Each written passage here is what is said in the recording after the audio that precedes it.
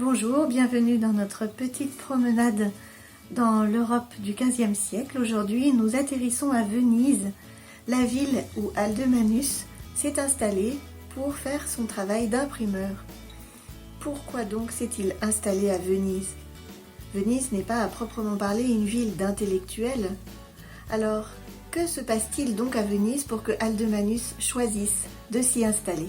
Située au nord de la mer Adriatique, Venise est avant tout une ville portuaire et donc marchande. Cela est logique, mais cela est aussi historique, du fait d'avoir été un refuge pour beaucoup de peuples terriens venus du nord, aux premières années de notre ère.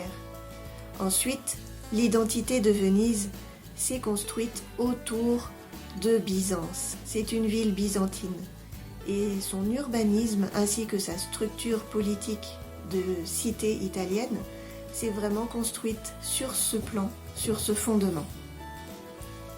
Le doge de Venise, celui qui est le duce de la ville, est élu par tout un ensemble de Vénitiens, de notables.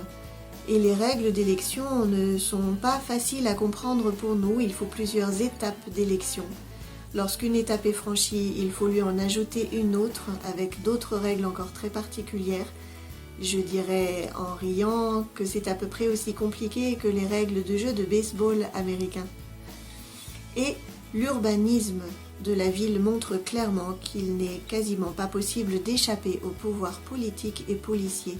Les rues, en effet, sont très clairement définies, larges et droites, et à la moindre incartade, la police intervient immédiatement. Les Vénitiens vont donc décider de leur sort de manière très particulière et toujours tournés vers leur intérêt commercial. Ainsi, le monopole du sel est jalousement gardé jusqu'à faire la guerre aux cités de l'Adriatique qui voudraient produire leur propre sel. Ainsi, la guerre avec Gênes sera une constante jusqu'à la victoire définitive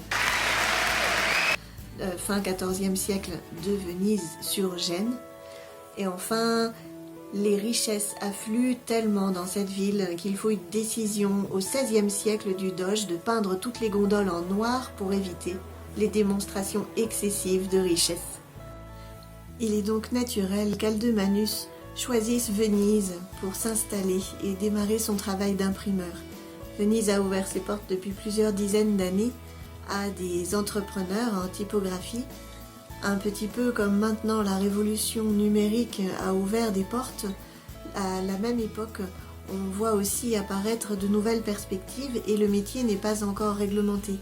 Comme dit Erasme, il est plus facile d'être typographe que boulanger.